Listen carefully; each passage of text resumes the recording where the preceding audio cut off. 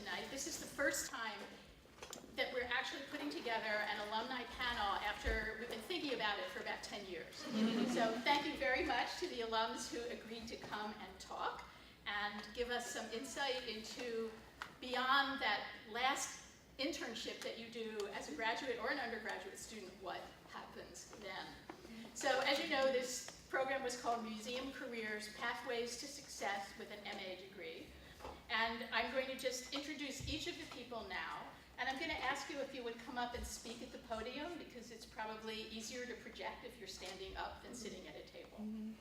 And then after each of the speakers has told you his or her life story in terms of career issues, we'll have questions and answers. So the speakers are, as you know from the flyer, Susan Breitkopf, who is Director of Corporate, Foundation, and Associate Relations at the National Building Museum, and who graduated with her MA in 1998. Paul Ruther, who is Docent Coordinator at the Sackler-Fear Gallery, who also graduated in 1998. And have you seen each other since then? Yeah. Oh, good. We're friends. Good. Olivia Kohler-Maga, who is Assistant Director at the Luther W. Brady Gallery at GWU, who graduated in 2006. And Elizabeth Wilson-Christopher, who is now the Rights and Reproductions Coordinator at the Archives of American Art at the Smithsonian Institution, who graduated in 2012. So Susan Breitkopf is going to speak first, and that's all the introduction I'm going to do. So please welcome her.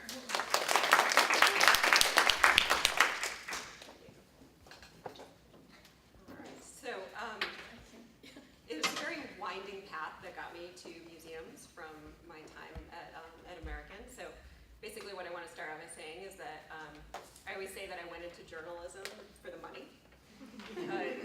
But how did I get there? So while I was at AU, I thought I really wanted to be a museum curator. But then I had this life in DC that I really liked. I had a guy who had asked me to marry him, and I didn't want to move away from him or to Sheboygan to make $20,000 a year at a museum. So I found I had a little bit of a background in journalism, and so I thought I would go into arts journalism, but that didn't exactly happen. I found a job at the Washington Post editing books, and I did because that's what you do when you have a master's in art history. But it ended up being the first of one of many unexpected jobs for me. So nothing. Every time I planned on now I'm going to get this kind of job or that kind of job, opportunities presented themselves. And I kind of just seized them instead of saying, no, I'm not going to do that because that's not in my plan. I just kind of went in the direction that the universe was taking me. So from the Post, I had a series of newspaper jobs. I worked at a footwear publication. I worked at a community newspaper.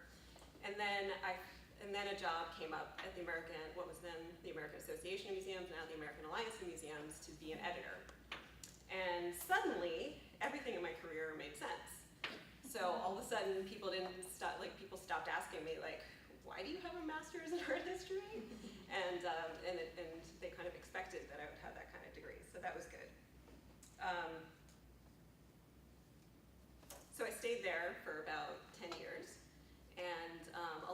And that was for a number of reasons. I kept kind of, I kept kind of going where things took me. So anytime somebody left, I would raise my hand and say, I'd like to try that. So I started as a newsletter editor, and then the magazine editor left, and I raised my hand and I said, I really want to do that.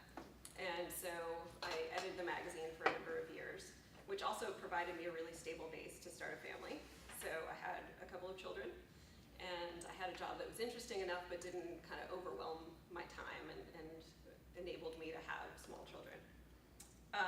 And then after a while, after my daughter was about a year old, I was kind of getting a little antsy, and I said I've been doing this journalism thing for a while.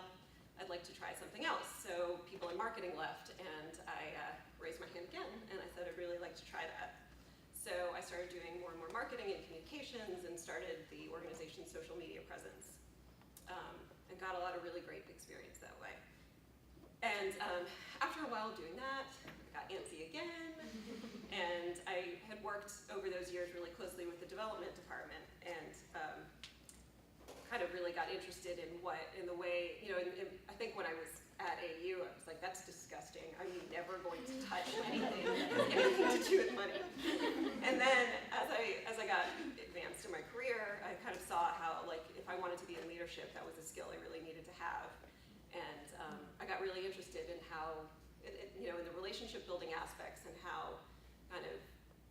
beneficial a sponsorship could be. So people in development left, because that's what they do. They constantly turn over. And I raised my hand again, and I wrote a proposal of how I would take on these responsibilities. And the COO liked it, and she gave me a chance, and then I started off down that road. I got a few years under my belt, and then not found myself. Through a bunch of networking, I met the VP of Development at the National Building Museum, and we really clicked, and she offered me a job doing corporate and foundation relations, which is where I am now. It's really great. It's kind of like, for a long time, I stalked the Building Museum because it's really where I wanted to work, so persistence really paid off. But so, kind of like tying everything together, what I really just wanted to impart was that I think at the beginning of my career, I didn't realize. I thought you pick a path and you stick with it, and that's the only way. Like you have to do that. And what I realized later is that careers, when you talk to somebody who's at the end of their career and they have the most interesting stories about how they were a lion tamer or they worked in organic gardening, and you're like, how did you do that? And you're the creative director at something. But those stories are really common. So career paths are super circuitous, and which is fine. Second, it's okay to let up on the gas in your career at some point. So, whether it's to focus on something at home or have children or, do any number of things. You don't have to stop completely, but you can let up on the gas a little bit and take a few years to just settle. And then 3, definitely take a chance and raise your hand. So if you're working somewhere and you see that there's a gap or there's a need, just write it up, talk about what you would do, take a meeting with whoever you need to, and take that leap. And then also just network. Like, it can't be said enough. Even if you think that you aren't good at it, if you're worried about rejection, just do it, because that's really the only way. People don't really get jobs from job ads, and I'm sure you've heard it before, but it bears repeating. And that's really kind of how opportunities came up for me, is just through people. It wasn't just completely happenstance. So that is my. Just a little bit about what you actually do. Oh, Is that not publicly available information? Complete secret. I have to kill everybody in this room. Okay, I'll do that yet. So what I do at the Building Museum is corporate foundation and association relations. So the association part I'm going to leave alone, because that's really unique just to the Building Museum, because we have an audience of professionals who work in the built environment, so construction companies and developers, and we raise money from them, which most museums, they don't have that. And we do a little bit of professional development for them. But really, corporate and foundation relations is pretty common in a museum setting. And so I raise money from companies that are both interested in our public audience, the families and whatnot, and then also in reaching the professionals as well.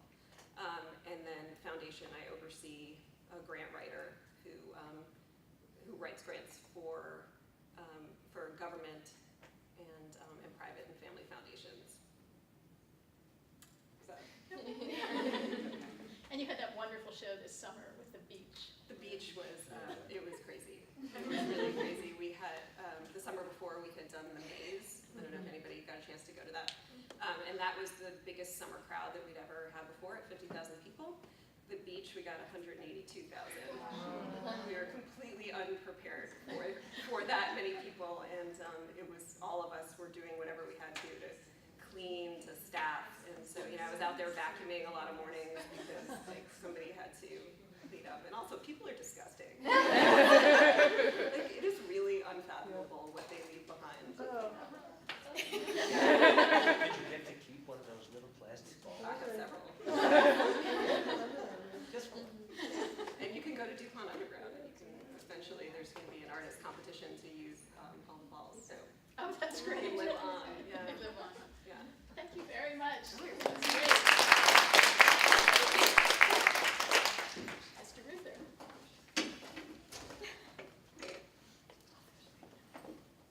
Well done, Sue. Making me a hard act to follow. One thing she said about networking that's very true is when Sue was editor for the American Alliance of Museums, she came up with an idea to bring new voices into the profession and have them publish articles and reviews in the AAM magazine. And one of them was me. So it is important to network. So my career path is even more convoluted, circuitous, maybe even bizarre than Sue's.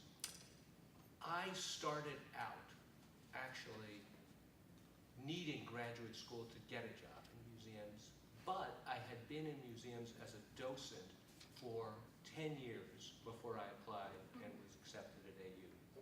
So I had been a docent at the Hirshhorn Museum, and then a docent at the Phillips Collection.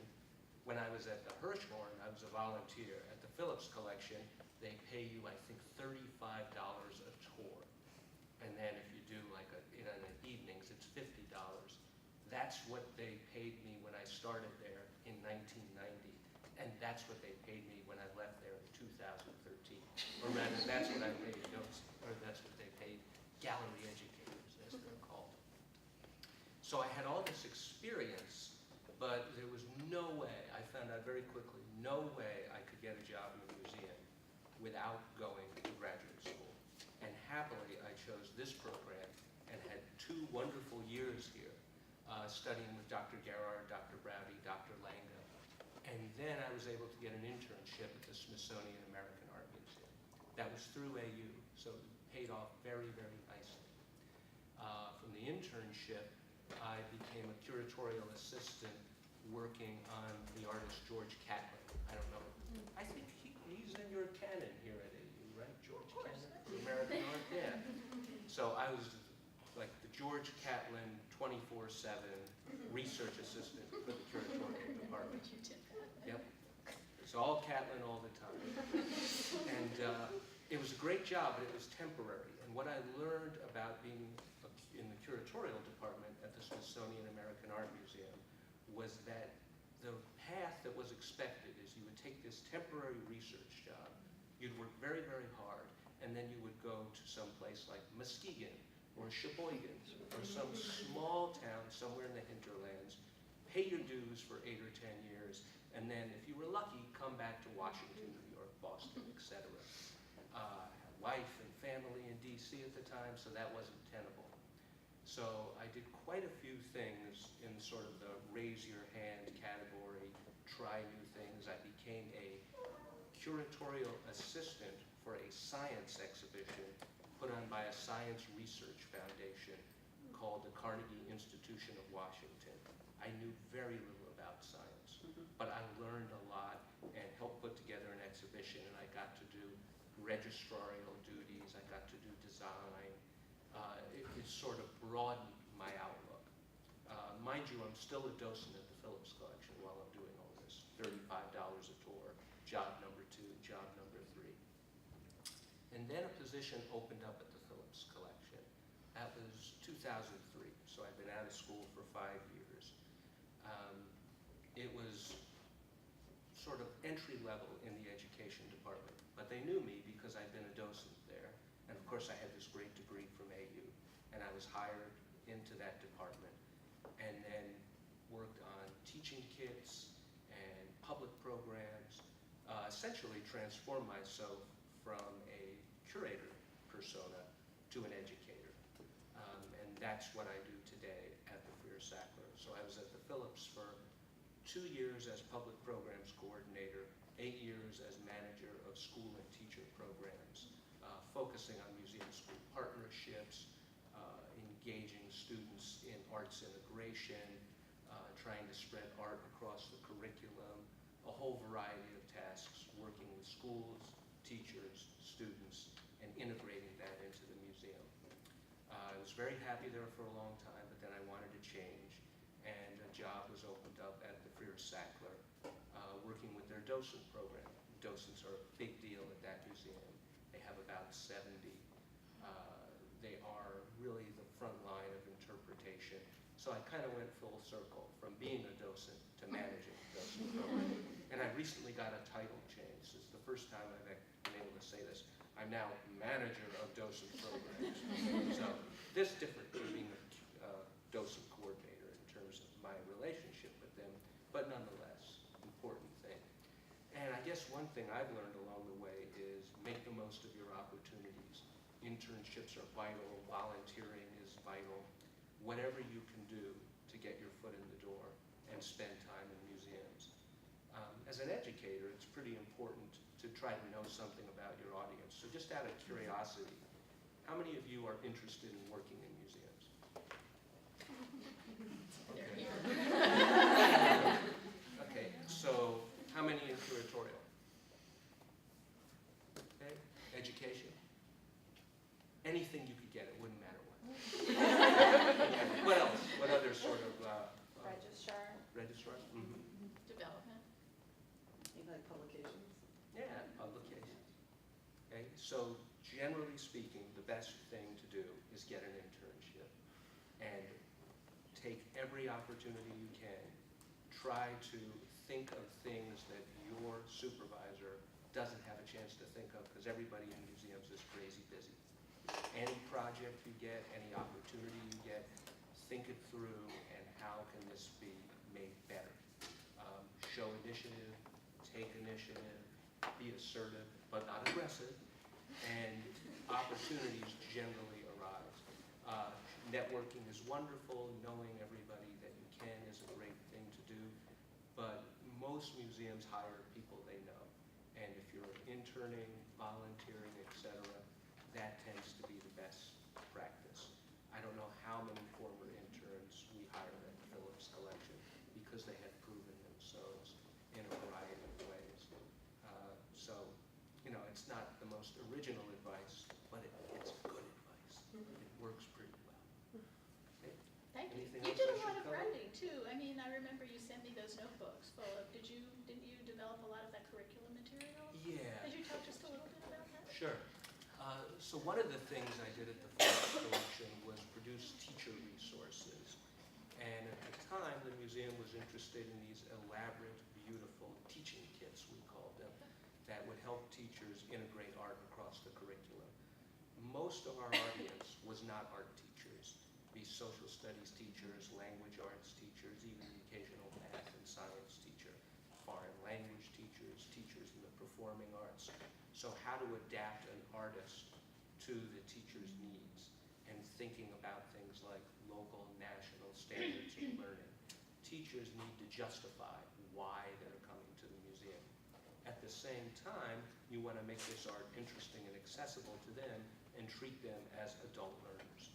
So I was the main writer for the Jacob Lawrence and the Migration Series teaching kit that was produced by the Phillips Collection, that's published, and you know, has a Library of Congress number and all of that, and my name's on it. I really feel very good about that. So it involved original research, you know, making connections between, let's say, Jacob Lawrence's sources from the Italian Renaissance, a Botticelli in the Met that he saw when he was in high school, and then how that could be related to his paintings in the Migration Series, as well as thinking very practical things like, if I'm a third grade geometry teacher, how is Jacob Lawrence's art relevant to me?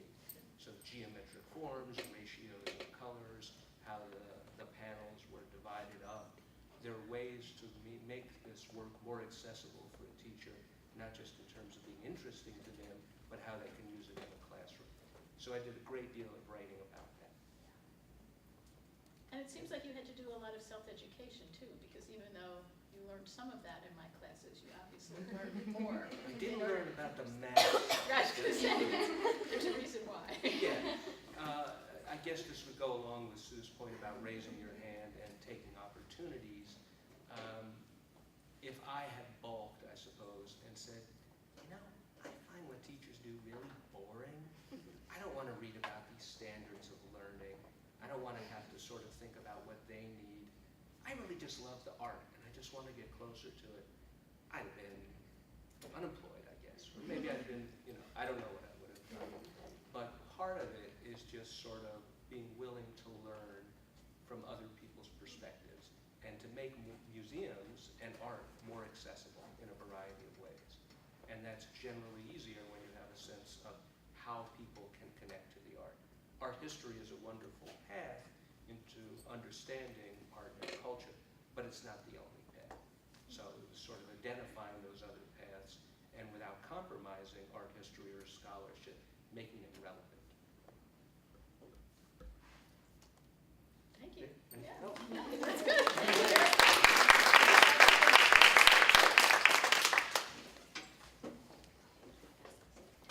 Olivia. Okay, I'm going to apologize first. My allergies are trying to kill me this year, so I'm a little nasal. But I'll try to project as much as possible. Thank you. So already, thank you so much for inviting me to participate. I already learned something from both presentations that went by. And I'm about to prove Paul's talk completely correct, because so my career path, started by doing as many internships as humanly possible and volunteering in as many places as possible as I could. So I did it both in undergrad and grad school. In undergrad, I did a publications internship at the Virginia Museum of Fine Arts. I followed that up with a PR internship there. I worked at the Drawing Center in New York for a summer, doing a very typical arts kind of gallery internship. I got coffee, answered phones, ran lots of just errands all over the place. I almost lost the curator's cat once. Got her back though, and we're still friends. And but then I also got to work alongside the publications people there, the curators. I got to install a show with an artist. I got to clear out an artist studio with him. And they had this kind of great flat file program at the Drawing Center too, so I got to kind of work with all sorts of artists that are coming in and listen to the curators talk about their work and just hear about that. So I did that, and then I went to the University of Richmond, so I worked pretty much all 4 years in their museums. I started as just a gallery sitter. I went on to gallery assistant, on to research assistant, and then my final year, or summer there, excuse me, I got a fellowship to research a recent group of prints, and then I co-curated an exhibition out of it. Then I came up here to AU, and I volunteered at the Women's Museum in their Membership and Development office. I volunteered for their gala. I think I stuffed about 300 or 350 IKEA watering cans with small vodka bottles for the gala. And then I did the SAM internship that was through AU that a lot of people did. I worked first for the Luce Center, so it was when it was closed actually, so I never was in the building that's open. And I wrote labels, did research, did for the Luce Center, and then I worked in the curatorial office there, and I did a lot of research for pieces that were about to go on view. So I researched the Harry Bertoia piece that is up in the sculpture, or was up, it might have just come down, up in the sculpture hall, and the Louis Comfort Tiffany window, and then I did a piece of furniture that was there right when they began. It was a cute table. But so that's what I did first, just still while I was in school, and then right out of grad school, I don't think I even finished one thesis at that time. I applied for my GW job. There was a job just kind of popped up on a listing somewhere. I applied for it. It was an assistant curator position. It paid nothing. And I applied for it and got it. And so I've been at GW actually for 10 years there, but I've kind of steadily moved up, and I'm now the assistant director at the gallery.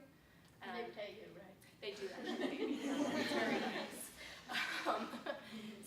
But a lot of the kind of moving up came from what Susan was talking about, kind of raising my hand, being like, sure, I can do that budget. I definitely learned about that in grad school. I'll do the exhibit budget. So I did that, and now I do the whole budget for the gallery, along with the endowments and any development budget that comes in. I do a lot of research and writing. I do my own curatorial projects. So I was telling Dr. Langer earlier, I did a couple years ago a show called What Not to Wear on women's sculpture. I'm working on a show on a woman named Minnie Clavens, who's a painter, that will hopefully go in the Corcoran when we finally move over there. And I work on everyone else's shows there as well. How big is the staff there? So it's pretty small. There are 2 full-time people. There's there's the director, myself, there's a part-time person who is also an AU alum, and then we That's have... called the AU Mafia. Yeah, I know, we all just kind of get together. And actually, one of my first gallery assistants there, we also have gallery assistants that are GW students, went on to go to the program and then graduated. And so, so we're all kind of all over the place. What was I gonna say? So I wear many hats, and kind of, my unofficial job description is whatever everyone else doesn't do. Because obviously the director has her priorities, and then sort of part-time person isn't always there, and then students have to go to class. So I do pretty much everything that just needs to get done at any time. So while I really get to do really great projects and do my own research, like yesterday I was trying to finish a grant proposal that I'm writing right now, and I had to collate a whole bunch of things that had to go off with the director to a meeting because they weren't ready in time for the gallery assistant to do it. So, I mean, it happens in a small organization a lot, but you do get a lot of opportunity to kind of move around and try new things there. So yeah, I just mentioned I'm writing a grant application. That's kind of my new, I'll try that. Mm-hmm. So we really need money for our sculpture collection. I was like, that sounds like a really great idea.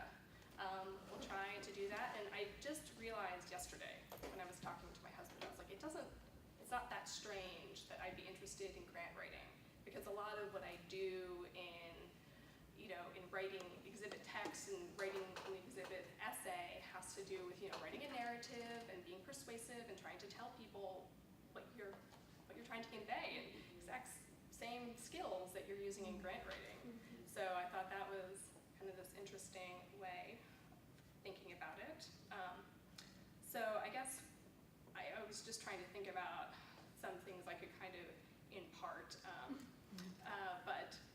So I went really quickly as to how I got my job. I applied for it, saw it, applied for it, got it. It seems really easy. And it seems, I used to say I was just in the right place at the right time. And that is not true.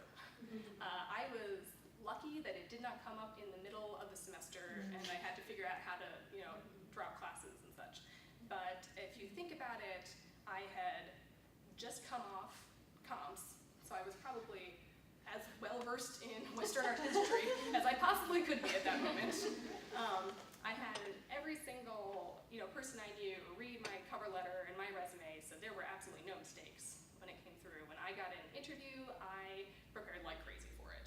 I researched the institution, I did practice questions, I thought about great answers for them. I researched all their past exhibition history for 5 years.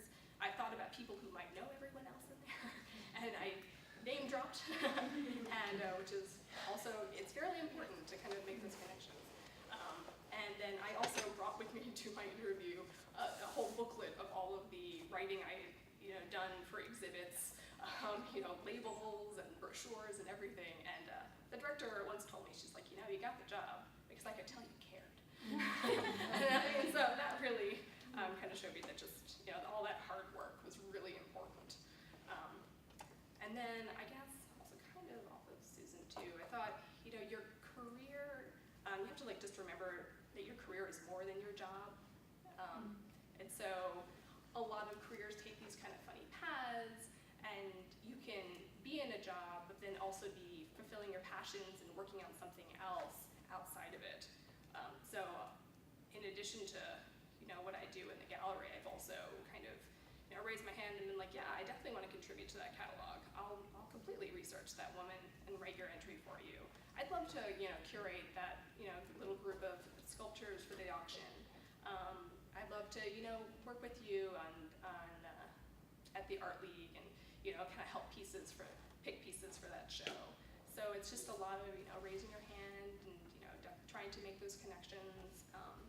Definitely networking, and that's how you find those sorts of little jobs out there, which are always kind of fun. And I actually want to talk to Paul later because I have some things I think about. Thank you very much. Sure. And our newest MA graduate. Hello, my name is Elizabeth Wilson Christopher. I graduated in December 2012. And I've taken a very circuitous path to get to where I am today. I'm currently the Rights and Reproductions Coordinator at the Archives of American Art at the Smithsonian Institution. I know that at least for one of my papers, Dr. Lenga required that we utilized the archives resources, so some of you all might be familiar with what we do and the services that we offer. So at the Archives of American Art, I kind of handle everything that has to do with intellectual property. Now, intellectual property covers a lot of different things, but mainly in the visual arts, it's going to have to do with copyright. Who owns the intellectual rights to something they created? So that's a field that came up a lot during my previous career experience, and I'll talk a little bit more about it. But within the context of the archives, how that fits into what I do. First, I coordinate all the rights and reproductions activities for the manuscripts. That's going to be letters, documents, that sort of thing, photographs, collection, audio-visual materials we have. That's going to be videos, interviews, things like that. And then we also have our world-famous, as I'll call it, oral history program, which for decades has done extensive interviews with both major and minor figures within American art. Many of which are online now. Yeah. Many of which are online, and if the audio is not online, it's going to be the transcripts are online. A very good resource for any of your papers, and it'll save you a trip to the archives, even though we're just right downtown. So, so in coordinating all of that, my main position goes into organizing all the transactions where people want to use or reproduce something that we have in our archives. We have millions of items in our archives and thousands of collections of artists and gallery owners and scholars' papers. So when somebody wants to reproduce one of those items, be it in a book, a film, a documentary, a magazine, a website, anything like that, they have to come through me. And basically what I do, once they've submitted their requests, I will go and I'll research and see if we already have digital versions of things that I can just deliver to them. That's very easy. But the fun part of my job is when we don't have things digitized and I get to go on a little scavenger hunt and utilize all the research skills I got here at AU to try and find the materials that they want. Some of our collections are processed, which means they have finding aids, everything's very nicely organized in folders and have titles and everything, and some things are not. Some things we have 10 boxes of stacked materials, layers of material, and it's kind of like an archaeological dig to find that one letter someone wants to reproduce or something like that. So I get to dig through the archives and find the primary source materials that they want to reproduce. And then after that, I will go and provide item level cataloging on those items. So what that means is that I will enter into our database, which is much like MDID. Anybody use MDID? We don't anymore. You don't use MDID? No, we can talk about Okay. that later. It's Well, been swallowed up by our store. I just aged myself, so. No, it was just this year. It's 3 long years ago that I graduated. But basically it's a collections management database. And I will go in and enter in all the primary information about it, do a little bit of research to kind of flesh out that record, and work with other members of the archives to not only deliver that item that the scholar or researcher, family member, curious, random patron that they want, and kind of, it's working in concert with everyone. I really do, in my position, I'm not cordoned off from other departments. I work with the curatorial and collecting staff. I work with the director's office. I work with I'm part of the reference team, so I will field some reference questions as well. I kind of hit every little part of the archives. The other aspect of my job, other than doing the coordination of the reproductions, is I do help the staff kind of navigate through the quagmire that is currently copyright and fair use within the visual arts. I'll talk a little bit in my previous positions how I got that experience. But they will come to me and say, do we need to go to this artist to get what does the person who donated their collections to us, is it okay with them to reproduce this in this sort of way and that sort of thing. So that's also another main facet of my job. So with all that being said, that's what I do now. But my undergraduate degree is from Mary Washington in Fredericksburg. I was a double major in studio art and art history. I started out as a studio major thinking, why are they making me take these 3 credits of art history? This is ridiculous. Quickly discovered the wonderful field of study of Italian Baroque art, and fell in love and made art history then the main focus of my undergraduate degree. And once I got out, I had a quick internship at a small commercial gallery in Richmond. It didn't really amount to anything. Sometimes internships do that. You do them, you never see the people again, it's fine. And it's not generally the case, but occasionally it does happen. But I found myself slightly disenchanted after that, and worked a number of different jobs, everything from an adoption specialist at the SPCA, to a door girl at a bar, to finally ending up working for Apple Computers. So I did that for 4 years after undergrad, and what I did there was helping people learn how to use their computers. I would sit down with them one-on-one and teach them how to get the best experience they could and get comfortable with technology. And that actually ended up being a completely invaluable experience, because it got me comfortable speaking with the general public. It got me comfortable just talking to people without them engaging me. I had to completely engage someone else. And also it gave me the experience with technology as well. After 4 years though, I became disenchanted with working retail, as you tend to do. And I decided I wanted to go back to studying art history. So I looked at several different graduate schools, and I happily ended up with AU, and that was in August of 2010. And at that point, I had a work study at the Visual Resources Center. So I was doing that. I was doing full course load, and through the Visual Resources Center, I found out about an opportunity at the National Gallery of Art.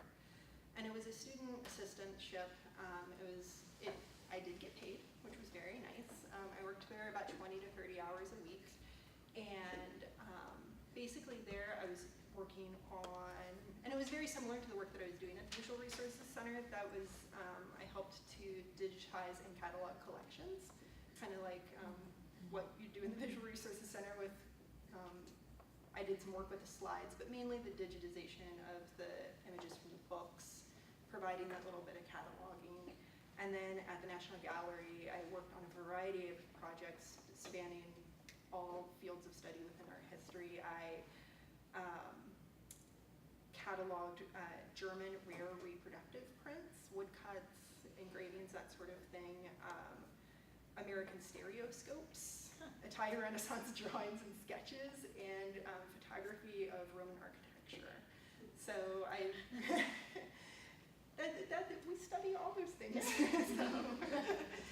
And it was basic cataloging, so with a little bit of research I could fill in the holes where I didn't necessarily have the knowledge. And they have a great library at the National Gallery if you've never been there, which also was very helpful in doing all that cataloging. So basically, I went to grad school. I was doing the Visual Resources Center, and I was working at the National Gallery.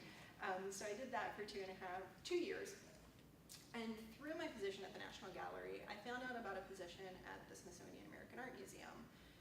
A couple of my colleagues who I worked with at the National Gallery had worked in a certain department at American Art, and the name of the department is the Research and Scholars Center.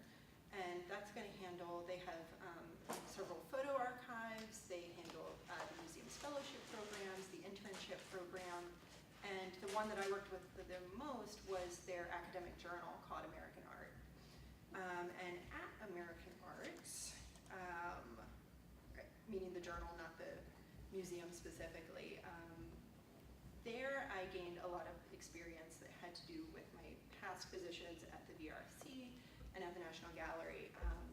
Basically, I helped coordinate all the rights and reproductions for the journal. And what that means is whenever an author would write for the journal, they would go pursue all the copyrights from the artists, photographers, whoever had created the images that we wanted to use, and the museums, institutions, libraries, private collectors who held those items. And it was my job to go through all their paperwork and coordinate, make sure that everything was in order, legally speaking. And my knowledge of intellectual property and the visual arts really did come from my time at the Visual Resources Center. Our then Visual Resources, I guess curator, yeah, was Kathy Albrecht, and she was extremely active in the visual resources community and knew lots about rights and reproductions culture, and she was a font of knowledge and really got me interested in following this field of work. So I got a lot of ideas from her and a lot of knowledge from her, but also I would work a lot with the Office of General Counsel at the Smithsonian, who are the Smithsonian's lawyers. The friendliest group of lawyers you could ever meet. They're really fantastic. And I would speak a lot with them about the intellectual property issues that I'd run into. And I was also at the same time doing my own personal research in that matter, and it was also just kind of luck that at the same time the College Art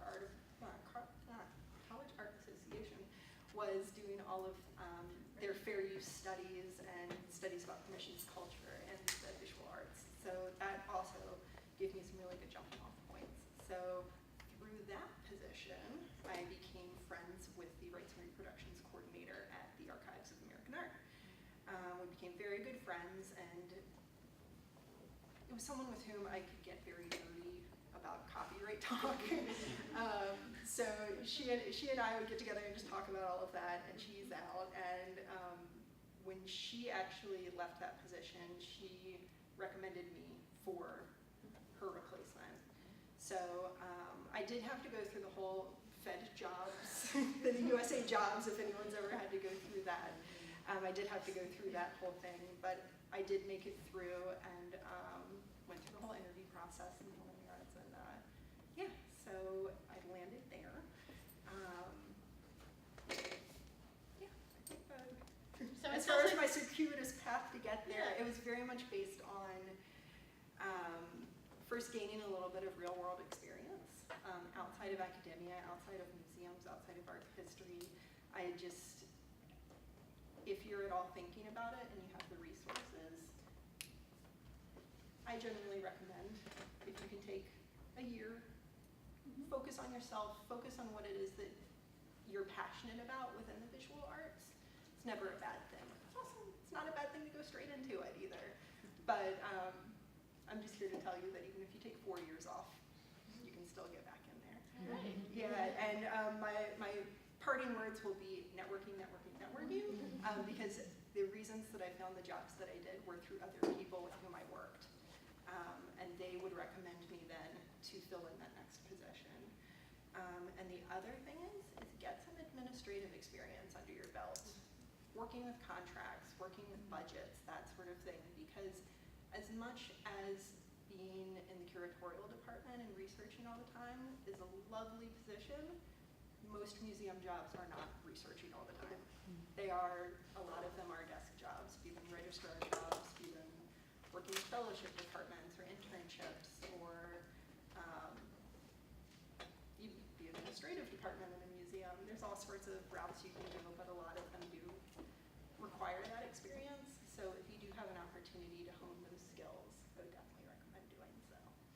But it also sounds like you're saying that even if you end up having to get a job like your Apple computer job, which at first you think is taking you away from the Yes. direction you want, that it can often be turned around and become something There, that ends up being exactly. useful I to you. never would have imagined that those skills would have come in handy, but Kathy said one of the reasons that she chose me to do the work study program at the Visual Resources Center was because I had the experience with the computers and digital resources that I did. That we need.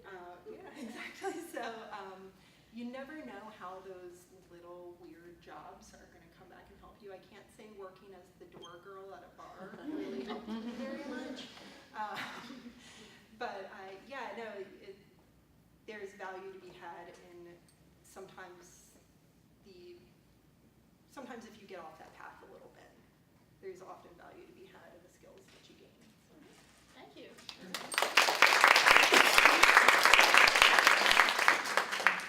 Well, I want to thank all four of you because I think that was incredibly helpful, and I feel like my idea of having this session was just totally rewarded by everything that you all said. So thank you very much. This is your chance if you have some specific questions to ask any of our four panelists. Yeah, Erica. I have a question for Susan. Susan, Can you everybody try when you ask the questions to speak loudly because we're having this great videographer back here and hopefully the questions need to be, I could repeat them, but it's easier if you just say them. so I've done some work in development and have a lot of friends in that field, and it's a difficult field to do work-life balance in my experience. How have you negotiated that, and have you found that to be true or not? I haven't. I mean, there are often evening events. I have a deal with my husband where, like, he has evening events, like we switch off picking up kids, and even for my colleagues who don't have children, we kind of just balance it out and we don't make a ton of money, so there's just that understanding that if you're not working a 60-hour week. So at least at the Building Museum, it hasn't been an issue. I can't speak for other museums and how crazy they get. But. Thank you. Mm-hmm. So, both of you talked about the importance of networking, and I have this probably not typical question, but what if, so I got the sense that museum career is very much localized, I would say, but what if I'm not sure where I want to live in the future, because I'm Russian and I lived in England and now I'm in America, and I got an internship last summer at Hermitage. So I don't know, actually, I have no idea where the future will take me. So I guess that idea of networking not quite works for me, but I just don't know what networks to create, to form. I would just say that networking is not just local. I worked for the American Alliance of Museums for 10 years and saw how people use that organization for their benefit. So they joined, they got on the board of different committees, different registrar's committee or curatorial or development, and they had a national network. And there were several people who lost their jobs along the way, like at a high level, mostly they all kind of banded together and said, okay, now we're going to help find this person a job because this is our friend and our person. So I think that's national networking.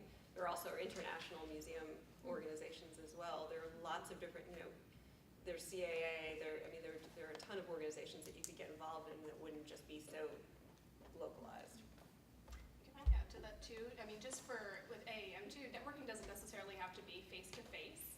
It can also, AAM now has this online community where you can be, talking to people all over the world about things that you are interested in, having to do with museums. And people are constantly writing back and forth to each other. I get an email every morning about everything that's happened on AM. And so if you're interested, in what someone in a museum is doing and you like it, write them an email. That's just, I get emails like that a bunch. I can't visit your show. I'm really interested in it though. I live in California, and can you send me the catalog? And next time we're at the AAM meeting, let's meet up. So. And AAM is American Association of Museums. It's Alliance now. It changed a few years ago. Now too. what is it? American Alliance of Museums. It's a huge difference, right? But if you were an intern, you probably couldn't do that. That makes more sense once you've actually got a position somewhere? Or do you think as an intern you could still reach out? I've gotten emails, I'm researching this person that you put in a show. Can you tell me a little bit about it? Can you send me the brochure, any text you have? Mm-hmm. Yeah, I am always impressed when interns or junior staff reach out to me and just, that's often all it takes is just email and see what happens. And the networking can happen at conferences as well. At a lot of conferences, specifically CAA, they have mixers for alumni of certain organizations, museums, schools. I know Sam, which is the American Art Museum, has a giant interns and fellows alum breakfast every year. And I see so much meshing of minds there where people, they may have been an intern 10 years ago, are now talking to someone who has a fellowship now. And they're all meeting and working together. And also at conferences, they're all gonna publish their papers beforehand. See what people are writing about, see what people are studying, and if something interests you, go to that panel, talk to them afterwards, email them and say, I'm really interested in what you're doing, let's grab a cup of coffee, something like that. And that networking can happen on a local level, on an international level. And there's also a whole variety of museum professionals that have blogs, and they write endlessly, and some of them don't get that much of a response. You can create a relationship and a dialogue with somebody who is enough of a leader in the field that they're constantly publishing and putting ideas out there, and begin to build a relationship that way, even as an intern or as a graduate student or an undergrad. More questions? Yeah. Hi, Elizabeth, this question's for you. So I actually have a similar set of skills as you do. I read contracts and I determine copyright in my current job. That's not in a museum, but after I finished my degree, I've considered trying to find positions in museums where that would, be an asset. But my question is, do you feel, and perhaps you know this is what you want to do for the rest of your career, but do you feel ever that going that route has sort of closed you off to moving into other positions within the museum profession? That's a really great question because I've often wondered that. But I will say this, I have only been in this position since March of this year, but the whole permissions culture and the way that the field is going, I feel like there's going to be a lot there to engage me for years to come. With that being said, the girl who had the job before me, the one who recommended me for the position, she went on to then work in the executive planning office at the National Museum of American Indian, where she coordinates all intellectual property for the entire museum. So there are different ways to step up, but with that being said, it's also a very dynamic job where you gain a lot of skills. So if, for instance, you wanted to, you may be able to go into more of a registrarial position, or more into admin, publishing.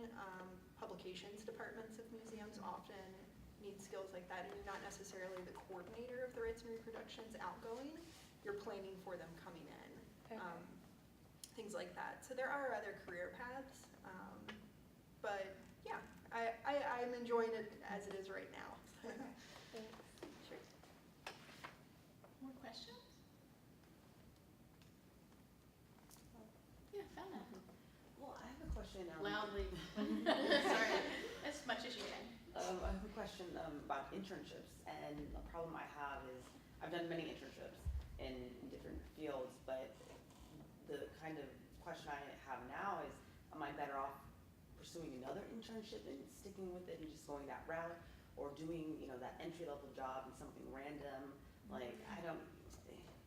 It's a really hard thing for me to decide. And I'm curious, like, if you can offer any advice as far as that. I mean, I would do both. Apply for jobs and apply for internships. I mean, it's hard. Like, I hired an intern, one of my interns recently, but it's hard to say. Like, you may have enough, like, exactly the right kind of skills. Like, I think both Elizabeth and Olivia talked about, like, just that they just happen to have that skill. Like, so you gain different things, and it might be perfect for some job that you're applying for, or somebody you network with who offers you a job. Yeah, are you also talking about the choice between like an entry-level job anywhere just to pay the bills versus an internship? In the museum field, exactly. Yeah, so that's sort of your own internal calculations. How long could you do this? Yeah. I would think you'd become increasingly selective about your internship. Like, pick out a place, sort of shop around the institution. Is it a curator you want to work with? Do you like what the education department is doing here? Is the museum innovative in digital technology, and are they doing creative things that way? So sort of treating one's internship almost like a job opportunity and researching that internship. I mean, you're the only one that will know how much you can endure without getting a paycheck. But if you're going to make a choice between an internship and a fairly entry-level job that's outside the field, be selective about the internship. And most internships are 20 hours a week. And I've talked to a number of people and said, okay, the way we've got people in the master's program, especially now going through, is so labor intensive in terms of just reading and keeping up with your work. And I know a number of you are also working on the side, that an internship, like on top of that, really? But one of the things I've been suggesting to people is if you can manage on a 20-hour-a-week job for your third year, then you also have time to do a 20-hour-a-week internship, which is what most internships are. So even if you haven't been able to get a lot of internship experience while you're in the program, or as an undergraduate even, it's possible to do that afterwards. I mean, living on 20 hours a week salary depends a lot on what kind of work you're doing, and I understand that. But it's not unreasonable to think about, if there's no job you can walk into, is it possible to get more experience in that way?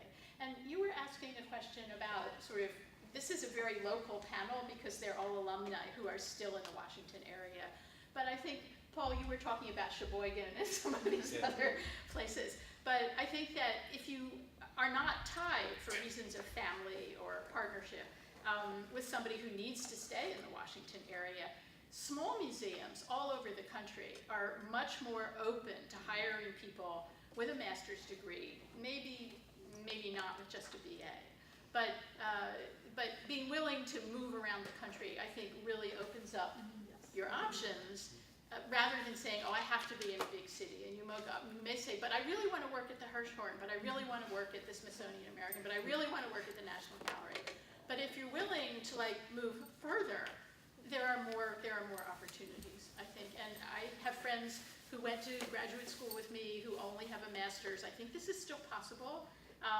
Who have moved up, who got entry-level jobs and ended up moving up and becoming, full curators at relatively prestigious museums, but just not ones in really big cities.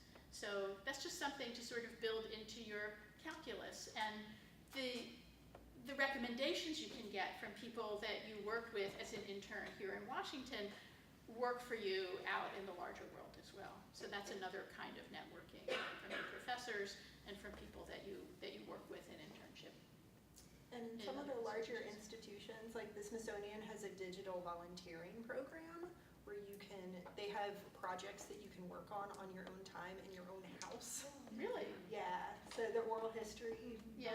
We have a lot of off-site volunteers who work on Doing flexible hours, transcriptions and stuff like that. So how would people get to find out about that? It's on the Smithsonian website.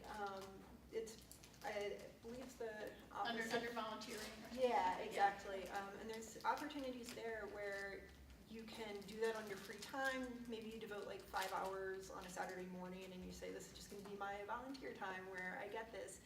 And it's not like you're just submitting this into the void. They're giving you work and you're just submitting it. You're generally having communication with, for instance, in my institution, you would have direct communication with the oral history archivist. And we only have one. So she's going to be a good contact to have, and she talks really positively about the experience she has with our digital volunteers.